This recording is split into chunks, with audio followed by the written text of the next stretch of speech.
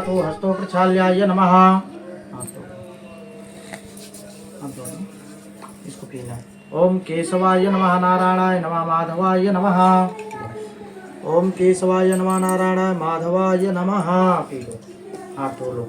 हस्तो प्रक्षाल्यः गोविंदाय नमो नमः। जजमान भाले स्वस्ति तिलकं कुर्यात्। ओम आदित्या वसो रुद्रा विश्वे देवां रुद्रः तिलकं ते प्रत्यक्षन्तु धर्म कामार्थ सिद्धये। हरि ओम अर्थ सिद्धये। हरि ओम ओम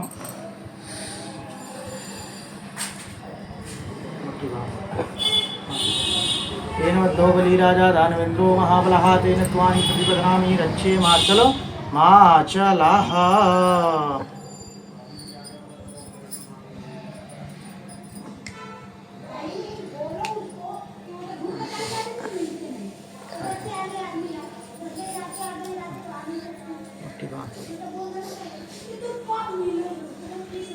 विराजमान रहें, रक्षा करें, हमारे परिवार की रक्षा करें। हरि ओम माँ दीप ज्योति परब्रह्मा दीपो ज्योति जनार्दना दीपो हरतु मे पापम पूजा ज्योति नमोस्तुते। ओम भोदीपदेव रूपस्तं कर्म साक्षी अभ्नाकृता यावत् कर्म समाप्ति स्वा तावत् त्वं स्थिरो भवः। चंद्रमा मानसो चचो सूर्यो अजायतः श्रोता द्वारुष प्राणस्य मुखादग्निरजायताम्। बहु दीप देवताभ्यो नमः। गंधाच्छत्सं पूजेत दीपक देवताभ्यो प्रियंताम नमः। ये वहीं रख दो दीपक के पास। गंधाच्छत्सं पूजेत श्री दीपक देवताभ्यो नमो नमः। उपरांत हरि ओम ओम। सभी देवी देवताओं का ध्यान करते हुए भगवान गणेश का ध्यान करेंगे, उनसे निवेदन करेंगे। इष्ट देवता कुल देवता सभी देवी देवताओं का ध्यान करते हुए गणेश जी महाराज का ध्यान करें। हरि ओम ओम शशिन इंद्रो वृद्धस्वाः शशिनः पूखा विश्ववेदाः शशिनस्तारिचो अरिष्टनेमि शशिनो बृहस्पतिर्दधातु बृहदस्वां मरुथा पृषिमार्थरः सुगंजावानो विदधे कुजग्मया अग्निजिह्वा नमः सूर्यचक्षसो विश्वेनो देवा अवसागमन्निहा भद्रं कर्णैर्भिः शृणुयाम देवा भद्रं पशे माक्षभिर्यजत्राः स्थिरैरङ्गैर्दुष्टवाग्भुं शशनो बिभ्रसे महि देवहितं जदायुः शतमिन्न शरदो वन्ति देवा यत्रा न चक्रा जरसन्तनूनां मा पुत्रासो जदपितरो भवन्ति मानो मध्यारीरेखतायुर्गन्तोः अदितिदौरदितिरन्तरिक्षमदितिर्माता च पिता स पुत्राः विश्वे देवा अदितिः पञ्चजनामदितिर्जातमदितिर्जनित्वं माधवः शान्तिरन्तरिक्षगुं शान्ति पृथ्वी शान्तिरापः शान्तिरोखदयः शान्ति वनस्पतयः शान्ति विश्वे देवाः शान्ति ब्रह्म शान्ति सर्वगुं शान्ति शान्तिरेव शान्ति सामा शान्तिनिधि यतो यतः समीहसे ततो नो अभयं कुरु सन्नः कुरु प्रजाभ्यो भयन्नः पशुभ्यः सुशान्तिर्भवतु। श्रीमन्महागणाधिपतये नमः। बीच में दो लेना।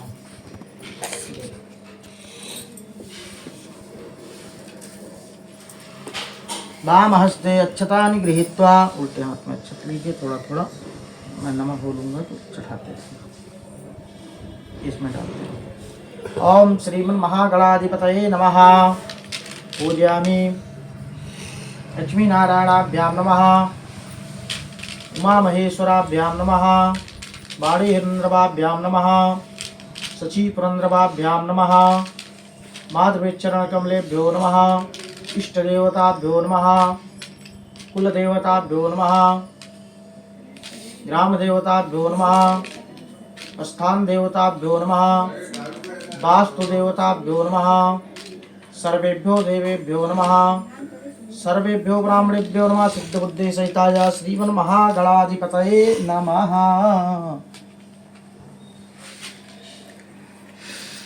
ओम सुखमुखचैकदन्तश्च कपिलो गज्जगणकालम्बोदरस्य विक्टो विघ्ननाशो विनायका धूम्रकेतुर्गणाधच्छो भालुचन्द्रो गजाननः द्वादशतानामि अप्येण शृणुयादपि विद्यारम्भे विवाहे च प्रवेशे निर्गमे तथा संग्रामे संकटे चैव विघ्नस्तस्न जायते शुक्लांबरधरं देवं शशिवर्णं चतुर्भुजं प्रसन्नवदनं ध्यायेत सर्वविघ्नोपशान्तये अभिसिद्ध्यात् सिद्ध्यर्थं पूजितो यासुरासुरे सर्वविघ्नहर तस्मै गणाधिपतये नमः। सर्वमंगल्यमांगल्ये शिवे सर्वाधिसाधिके शरणे त्र्यंबिके गौरी नारायणी नमोस्तुते। सर्वदा सर्वकार्येषु नास्ति साममङ्गलम् येषां हृदयस्ते भगवान् मङ्गलायस्तनो हरिः तदेव लग्नं सुदिनां तदेव ताराबलं चन्द्रबलं तदेव विद्याबलं दैवबलं तदेव लक्ष्मीपतिते गृहमस्मरामि लाभास्तेषां जयस्तेषाम् उदस्तेषां पराजयः येषामिन्दे हृदयस्यामो हृदयस्थो जनार्दनः यत्र योगेश्वरः कृष्णो यत्र पातुर्धनुर्धरः तत्र श्रीविजयो भूतेर्दुर्वाणीतिर्मतिर्ममः अनन्या चिन्तयन्तो मां ये जना पर्युपासते तेषां नित्यभियुक्तानां योगक्षेमं वहाम्यहम् अस्मृते सकलकल्याणां भाजनं यत्र जायते पुरुषं तं यं नित्यं वज्रामि शरणं हरिं सर्वेष्वारम्भकारेषु त्रियस्ते भुवनेश्वरा देवा तु सन्तु सिद्धे ब्रह्मेशा न जनार्दना विश्वेशं माधवं दुण्डिं दण्डपाणिं च भैरवं वन्दे काशी गुहां गंगां भवानी मर्त्यकर्णिकां वक्रतुण्ड महाकाय सूर्यकोटि समप्रभा निर्विघ्नं कुरु मे देवा सर्वकार्येषु सर्वदा विनायकं गुरुं भानु ब्रह्मा विष्णु महेश्वरां सरस्वती प्रणम्यादो सर्वकार्यार्थ सिद्धये अभिघ्नमस्तु श्रीमन्महागणाधिपतये नमः।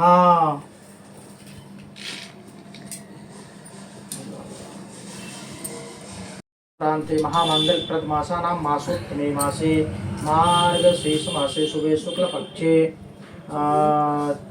वसंत पंचम्यां तिथौ रविवासरान्वितायां शुभयोगे शुक्रणे शुभ्राय चंद्रेषु यथासु गुणगण विशिष्टायां सुपुण्यतिथौ अमुक गोत्रोत्पन्नस्य।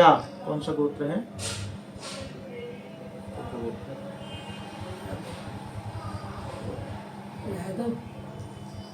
सूर्यवंशी गोत्रोत्पन्नस्य अमुक नाम कस्य। अपना नाम ले लो। नाम कस्य श्रुति स्मृति प्राणु फल प्राप्ति निमित्तेन उपरांते गौरी गणेश नवग्रह ओमकार देवता वरुण देवता श्री सत्यनारायण भगवान पूजन पूर्वकम श्री सत्यनारायण कथा श्रवण निमित्तेन बोलेंगे अहम श्रुति स्मृति पुराणों फल प्राप्ति कामना हेतवे श्री गणेश गौरी नवग्रह ओमकार वास्तु वरुण देवता श्री सत्यनारायण भगवान पूजन पूर्वकम अहम संकल्पम करिष्ये यजमान करिष्ये जजाग्रतो दूरमुदेति देवंत सुप्त तदवैति दूरांगमन ज्योतिखान ज्योतिरेकान तन्मे मनः शिव संकल्पमस्तु संकल्प सिद्धिर्वस्तु संकल्प पुष्टि भवतु। हरि ओम। माँ भगवान गणेश का आवाहन करेंगे, साथ में माँ गौरी का, है ना। हरे ओम मां गणानां त्वा गणपति गुंगवामहे प्रियाणां त्वा प्रियपति गुंगवामहे निधि नान्त्वा निधपति गुंगवामहे वसु मम आहमजानी गर्भदमा त्वमजासि गर्भदम्मा अम्बे अम्बिके अम्बालिके नमानेति कृष्णः सुस्कः सुभद्रिकाङ्कां पीलवासिनीं ओम गौरी गणेश अंबिकाभ्यां नमः आवाहयामि स्थापयामि पूजयामि। भगवान ओमकार का ध्यान करेंगे। ओमकार बिंदु संयुक्तम नित्यम ध्यायन्ति योगिनः कामदम मोक्षतम चैव ओमकाराय नमो नमः। ओमकार देवताभ्यो नमः। ओम नमो सर्वेभ्यो जेके च पृथ्वी मनु जे अंतरिक्षे जे दीप्तिभ्यः ओम तक्षको वासुकीनाग देवताभ्यो नमो नमः। आवाहनम समर्पयामि। हरि ओम। मां भगवान वरुण देवता का ध्यान करेंगे। कला कला ही देवानां दानवानां च कला कला संक्रिया स्मृते कलशस्ते न गच्छते कलशस्य मुखे विष्णु कंठे रुद्र समासिता मूले तो स्थितो ब्रह्मा मध्ये माद्रिणा स्मृता कुच्छो तो सागरा सर्वे सप्तदीपा वसुंधरा ऋग्वेदो यजुर्वेदो सामवेदो धर्मणा अंगे सहिता कलशं तो समासिता गायत्री सावित्री शांति दुष्करी तथा अहं धर्मस्य तारिकां गंगे चोन्नाची हरि ओम सूर्या सूर्यमतेन्द्र रुच्य पदवीं सन्मंगलस्य मंगलम् सदबुद्धिं बुधो गुरुश गुरुतां शुक्रां सुखां संसनिं राहुर्बाहुबलं करोतु सततं केतुकुलस्य उन्नतिं नित्यं प्रीतिकरा भवन्तु मम ते सर्वे अनुकूलाग्रह सर्वे अनुकूलाग्रह। ओम नवग्रह देवताभ्यो नमो ध्याति ध्यानं समर्पयामि अक्षत पुष्पं समर्पयामि ही उन भगवान विष्णु का ध्यान करेंगे। शांताकारं भुजगशयनं पद्मनाभ्यं सुरेशं विश्वाधारं गगनसदृशं मेघवर्णं शुभांगं लक्ष्मीकान्तं कमलनयनं योगमुन्ध्यानगम्यं वन्दे विष्णुं भवभयहरणं सर्वलोकैकनाथम्। ओम विष्णवे नमः। ओम श्री शालिग्राम देवताभ्यो नमः ध्याति ध्यानं समर्पयामि समर्पयामि श्री शालिग्राम देवताभ्यो नमो नमः। ओम पंचामृतं मया नीतं प्रयोदधे घृतं मधु शंकराश समायुक्तं स्नानार्थं प्रतिगृह्यतां मा पंचामृत स्नानं समर्पयामि।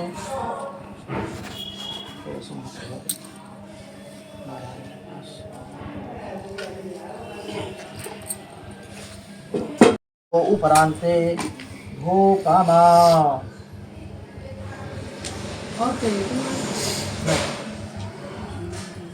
उसी में दो कर लेना। क्या करके सीधे वो ठाकुर जी के लिए है बस। वनस्पति रसोत बुद्धो गंधातो गंधोत्तमाग्रिय। प्रभु जो कुछ हमारे पास था वो मैंने आपको अर्पण किया। यदि कोई भूल चूक हो गई हो तो उसके लिए क्षमा चाहते। हाथ में रखो फूल को। ओम विघ्नेश्वराय वरदाय सुरप्रियाय लंबोदराय सकलाय जगद्धिताय नागाननाय सुतियज्ञ विभूषिताय गौरी सुताय गणनाथ नमो नमस्ते। या श्री स्वयं सुकृतिनां भवने सुलक्ष्मीं पापात्मनां कृतिधिया नारायण नारायण श्रीमन्नारायण नारायण नारायण लक्ष्मी नारायण नारायण नारायण लक्ष्मी नारायण नारायण नारायण श्रीमन्नारायण नारायण नारायण श्रीमन्नारायण नारायण नारायण केशव नारायण नारायण नारायण केशव नारायण नारायण नारायण माधव नारायण नारायण नारायण। सारण तीर्थ में सौनक आदि 88,000 ऋषियों ने श्री सूत जी से पूछा कि हे प्रभु, इस कलयुग में वेद विद्या रहित मनुष्य को प्रभु की भक्ति किस प्रकार से प्राप्त होगी, है ना, और उनका उद्धार कैसे होगा। इसलिए हे मुनि, कोई ऐसा तप कहिए जिससे थोड़े ही समय में पुण्य की प्राप्ति होए और मनवांछित फल मिले। ऐसी कथा सुनने की हमारी इच्छा है। सर्वशास्त्र ज्ञाता श्री सूत जी बोलते हैं, वैश्यों में आप सबने प्राणियों के हित की बात पूछी है। अब मैं उस सर्वश्रेष्ठ व्रत को आप लोगों से कहूंगा, जिस व्रत को नारद जी ने लक्ष्मी नारायण भगवान से पूछा और लक्ष्मीपति मुनिशेष नारद जी से कहा, सो ध्यान से सुने। एक समय योगी राज नारद दूसरों के हित की इच्छा से अनेक लोकों में घूमते हुए मृत लोक में आ पहुंचे, है ना, मृत लोक। यहाँ अनेक योनियों में जन्मे प्रायः सभी मनुष्यों को अपने अपने कर्मों के द्वारा दुखी देखकर सोचने लगे, मन में विचार करने लगे, ऐसा मन में सोचते हुए विष्णु लोक की ओर चले गए। वहां श्वेत वर्ण और 4 भुजाओं वाले भगवान नारायण की कितनी भुजाएं हैं? 4 भुजाएं है ना। अच्छा, 4 भुजाओं में हाथों में शंख, चक्र, गदा और पद्म है। वरमाला देखो कितनी बढ़िया सुशोभित है, वरमाला पहने हुए हैं और वरमाला पहने हुए आस्तुति करने लगे, हे भगवान आप तो अत्यंत शक्ति से संपन्न है, मन तथा वाणी भी आपको नहीं पा सकती। आपका आदि मध्य और अंत निर्गुण स्वरूप के सृष्टि के भूतों और भक्तों के दुखों को नष्ट करने वाले हो, आपको मेरा नमस्कार है। नारद जी ने नमस्कार किया भगवान विष्णु को। नारद जी से इस प्रकार की स्तुति सुनकर विष्णु भगवान बोले कि हे मुनिश्रेष्ठ, आपके मन में क्या है ना, आपके मन में क्या है और आपका आना कैसे हुआ, वह काम आप बताएं, है ना। नारद जी ने इस प्रकार की स्तुति सुनकर भगवान आगमन कैसे हुआ निसंकोच आप मुझसे कहे। तब नारद जी बोले, हे प्रभु, मृतलोक में सब मनुष्य अपने अपने योनियों में पैदा हुए हो रहे हैं, अपने अपने कर्मों के द्वारा अनेक प्रकार से दुखों से दुखी हो रहे हैं। हे नाथ, यदि आप उन पर दया रखते हो तो बताएं, उन मनुष्यों के दुख थोड़े ही दिन में कैसे दूर हो पाएंगे, है ना। श्री भगवान जी बोलते हैं, हे नारद, मनुष्य की भलाई के लिए तुमने बहुत अच्छी बात पूछी है। जिस काम को करने से मनुष्य मोह से छूट जाता है वह मैं कहता हूँ बहुत पुण्य कर देने वाला, स्वर्ग तथा मृतलोक में दोनों में दुर्लभ एक उत्तम व्रत है, कथा है। वह कौन सी कथा? सत्यनारायण भगवान की कथा है। अच्छी तथा विधि पूर्वक करने से मनुष्य यहाँ तो सुख भोगता ही है, मरने के बाद उसको मोक्ष की प्राप्ति। श्री भगवान के वचन को सुनकर नारद मुनि बोले, हे प्रभु, उस व्रत का फल क्या है और विधान क्या है और किस दिन इस व्रत को करना चाहिए, ये भी आप मुझे बताएं। भगवान के चरणों में अपना मन लगा करके रखें, तभी हमारी वो पूजा सफल होगी, है ना। भक्ति और श्रद्धा के साथ किसी भी दिन मनुष्य श्री सत्यनारायण भगवान की प्रातः काल के समय ब्राह्मण और बांधवाओं के साथ धर्म प्राणाय होकर के पूजा करे, है ना। अभी हमने पहले पूजा किया ना, धर्म प्राणाय होकर के पूजा करे। नैवेद्य केले की फली, घी, दूध, दही, गेहूं का चूर्ण भगवान के कुल सामग्री को लेकर भगवान को अर्पण करे, है ना।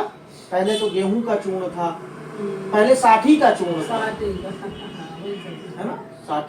साठी होता तो मतलब 2 महीने में वो चावल जो होता था वो बन जाता था। 60 का चूर्ण और शक्कर की जगह गुड़, है ना। लेकिन अब दिनों दिन तो सब भक्षण पदार्थ जमा करके भगवान को अर्पण करे और बांधवों सहित ब्राह्मण को भोजन करवाए, पश्चात स्वयं भोजन करें और नित्य गीता जी का स्मरण करते हुए समय को व्यतीत करें। इस तरह व्रत करने वाले मनुष्य की इच्छा निश्चय ही पूरी होती है और यही विशेष में कलिकाल में भूमि पर मोक्ष का सरल उपाय है। श्री स्कंदे रेवाखंडे श्री सत्यनारायण भगवान की जय। श्रीमन्नारायण नारायण श्रीमन्नारायण नारायण नारायण लक्ष्मी नारायण नारायण नारायण लक्ष्मी नारायण नारायण नारायण श्रीमन्नारायण नारायण नारायण श्रीमन्नारायण नारायण बोलिए श्री सत्यनारायण भगवान की जय।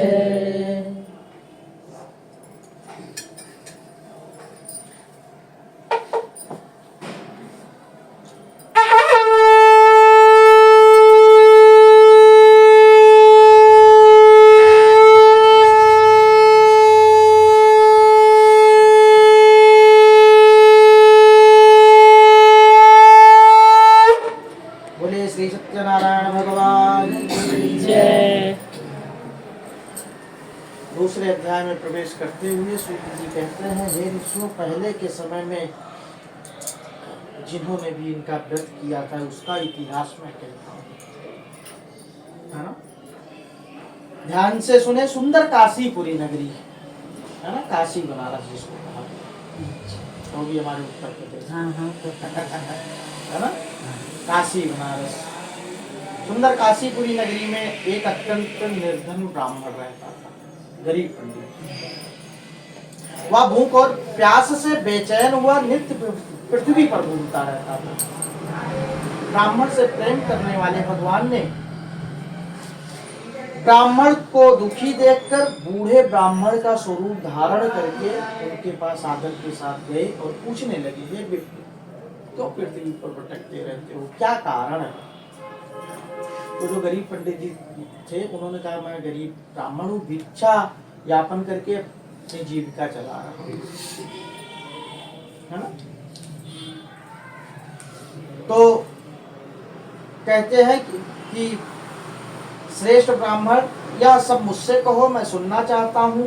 ब्राह्मण बोला, मैं निर्धन ब्राह्मण हूँ, भिक्षा के लिए पृथ्वी पर घूमता रहता हूँ। हे भगवान, यदि आप इसका उपाय जानते हो तो कृपया करके मुझसे कहें। वृद्धा ब्राह्मण बोला कि श्री सत्यनारायण भगवान मनवांछित फल देने वाले हैं, इसलिए हे ब्राह्मण देवता, तुम उनका पूजन करो। इसके करने से मनुष्य सब दुखों से मुक्त हो जाता है। ब्राह्मण को इस व्रत का सारा विधान बतलाकर बूढ़े ब्राह्मण का स्वरूप धारण करने वाले श्री सत्यनारायण भगवान अंतर्ध्यान हो गए, है ना। जिस व्रत को वृद्धा ब्राह्मण ने बताया मैं उसको अवश्य करूंगा, यह निश्चय करने पर उनको रात्रि में नींद नहीं आई और सवेरे उठे और दूसरे दिन श्री सत्यनारायण के व्रत का निश्चय कर भिक्षा के लिए चले। अच्छा, दूसरे दिन उनको भिक्षा में बहुत सा धन मिला, जिससे उन्हें बांधवाओं के साथ श्री सत्यनारायण भगवान का व्रत किया, पूजन किया, कथा श्रवण किया, जिसके करने से वह ब्राह्मण सब दुखों से छूटकर अनेक प्रकार की संपत्तियों से संयुक्त हुआ, है ना। उस समय से वह ब्राह्मण हर मास व्रत करने लगा। इस तरह श्री सत्यनारायण भगवान के व्रत को जो करेगा वह मनुष्य सब दुखों से छूट जाएगा। इस तरह नारद जी से नारायण का कहा हुआ व्रत मैं तुमसे कह रहा हूँ। हे प्रिय, मैं और क्या कहूँ। ऋषि बोले, हे मुनिवर, संसार में इस ब्राह्मण से सुनकर किस किसने इस व्रत को किया है, यह भी हम जानना चाहते हैं और इसके लिए हमारे मन में श्रद्धा है। सूत जी बोलते हैं, मुनियों, जिसने इस व्रत को किया है वह सब सुनो। एक समय एक ब्राह्मण धन और ऐश्वर्य के अनुसार बांधवाओं के साथ व्रत करने को तैयार हुआ। उसी समय एक लकड़ी बेचने वाला बूढ़ा लकड़हारा आया, है ना, आदमी आया, बाहर लकड़ी को रखकर ब्राह्मण के मकान में गया। प्यास से दुखी लकड़हारे ने व्रत करते हुए देखकर ब्राह्मण को नमस्कार किया और कहने लगा कि आप क्या कर रहे हैं और इससे क्या फल मिलता है, कृपया करके मुझसे बताएं, मुझसे कहें। अच्छा, ब्राह्मण ने सब कहा कि सब मनोकामनाओं को पूरा करने वाला श्री सत्यनारायण भगवान का व्रत है और इन्हीं की कृपा से मेरे यहाँ धन धान आदि की वृद्धि हुई। ब्राह्मण से इस व्रत के बारे में जानकर लकड़हारा बहुत प्रसन्न हुआ। चरणामृत और प्रसाद खाने के बाद अपने घर को गया। लकड़हारे ने मन में इस प्रकार का संकल्प किया। संकल्प का मतलब होता है प्रतिज्ञा करना किसी भी चीज। उसने संकल्प लिया कि आज ग्राम में जो भी लकड़ी बिकेगी उससे जो भी धन अर्जित होगा उसी से मैं सत्यनारायण भगवान का व्रत और पूजन करूंगा। तो यह मन में विचार कर वह बूढ़ा आदमी लकड़ी अपने सर पर रखकर जिस नगर में धनवान लोग रहते थे ऐसी सुंदर नगरी की ओर चला गया। उस रोज वहां पर उसे उन लकड़ियों का दाम पहले दिनों से 4 गुना अधिक मिला, भगवान की कृपा से। कितना? 4 गुना अधिक मिला, है ना। तब वह बूढ़ा लकड़हारा दाम ले अति प्रसन्न होकर पक्के केले की फली, घी, दूध, दही, गेहूं का चूर्ण, भगवान के कुल सामग्री को लेकर के अपने घर को गया और फिर अपने भाइयों को बुलवाकर विधि के साथ भगवान जी का पूजन किया और व्रत किया। उस व्रत के प्रभाव से वह बूढ़ा लकड़हारा धन पुत्र आदि से संयुक्त होकर संसार के समस्त सुखों को भोगकर अंत में वैकुंठ धाम को चला गया। श्री स्कंदे देवाखंडे श्री सत्यनारायण भगवान की जय। श्रीमन्नारायण नारायण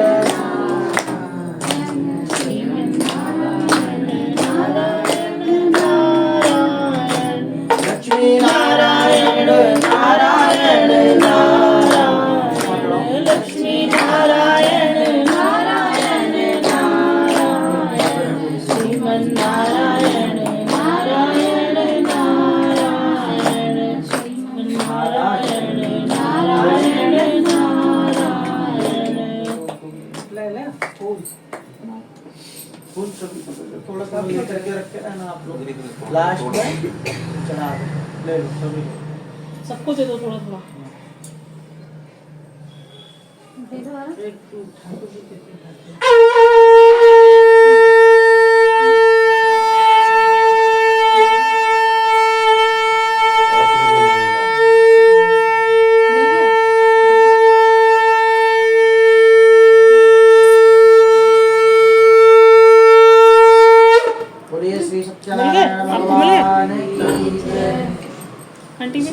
प्रवेश करते हुए श्री सूत जी कहते हैं,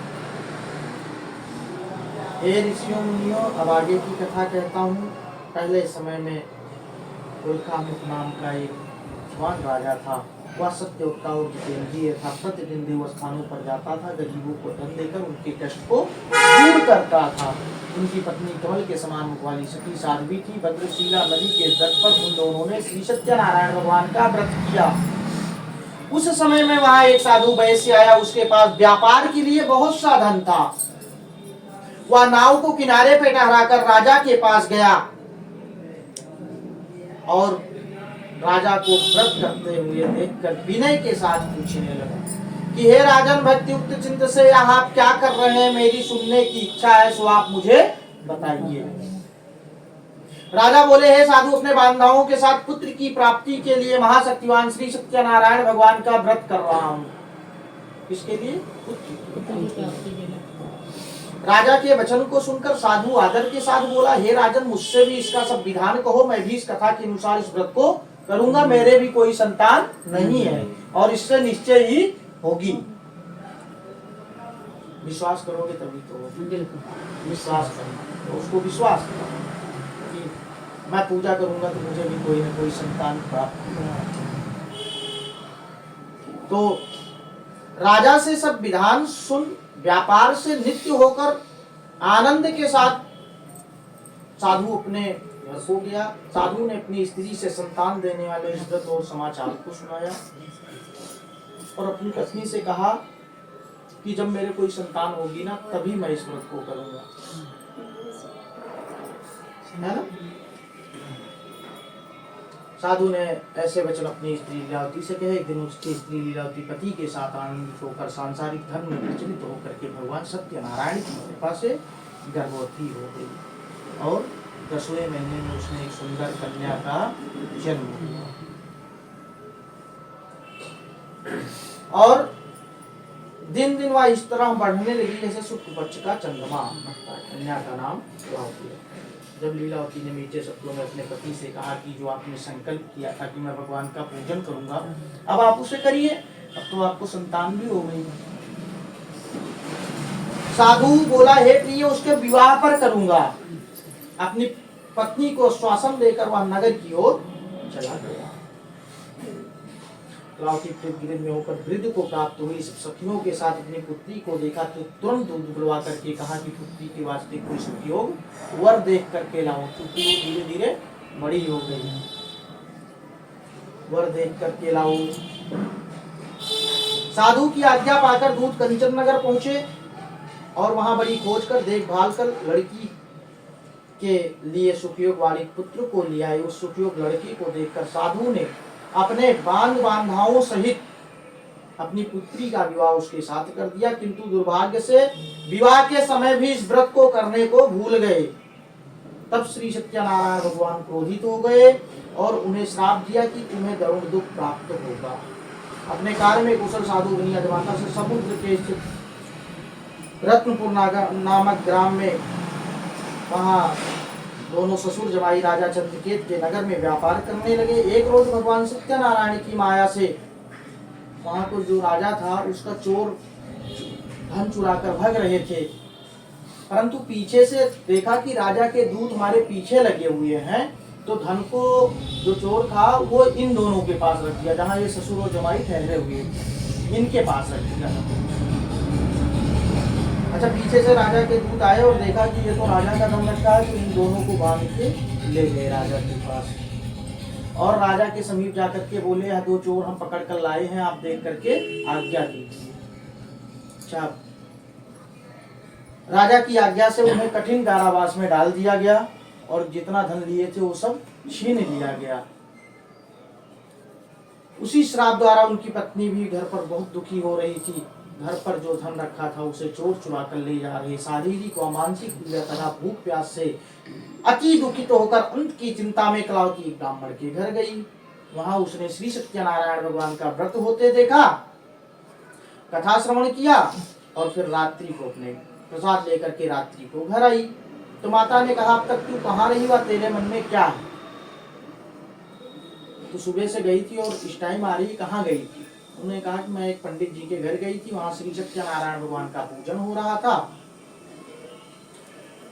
तो कन्या के वचन को सुनकर लावती ने भगवान के पूजन की तैयारी करने लगी और अपने परिवार और बांध बांधवों से श्री सत्यनारायण भगवान का पूजन किया।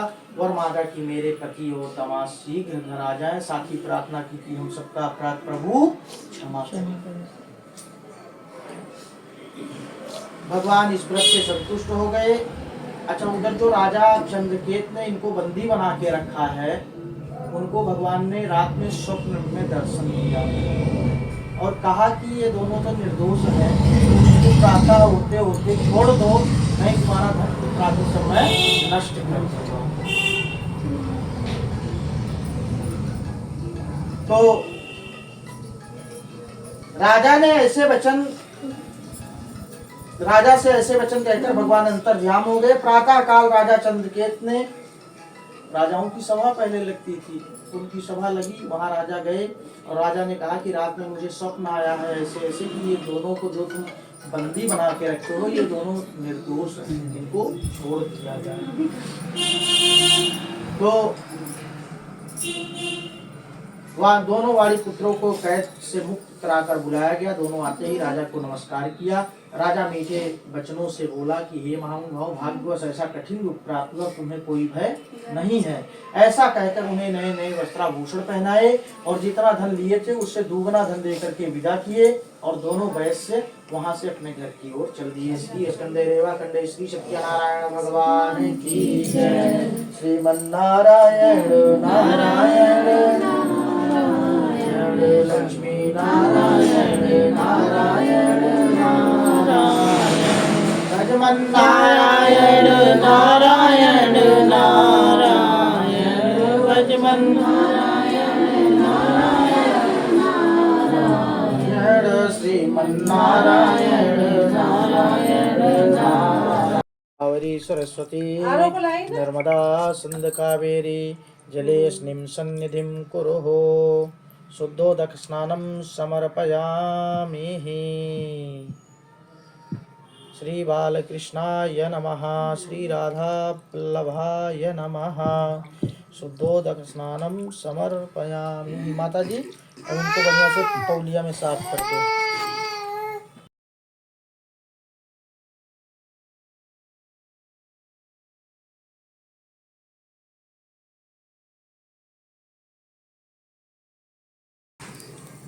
इसमें लो डालिए। स्वाहा स्वाहा डालो। बताइए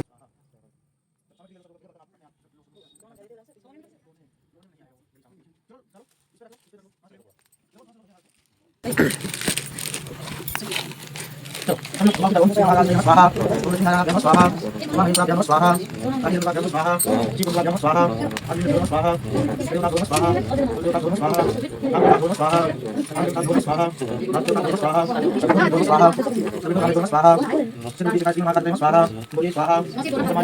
स्वाहा स्वाहा ध्याय स्वाहा, देवसेनाय स्वाहा, दो स्वाहा, खाते हो, दो माते दो स्वाहा।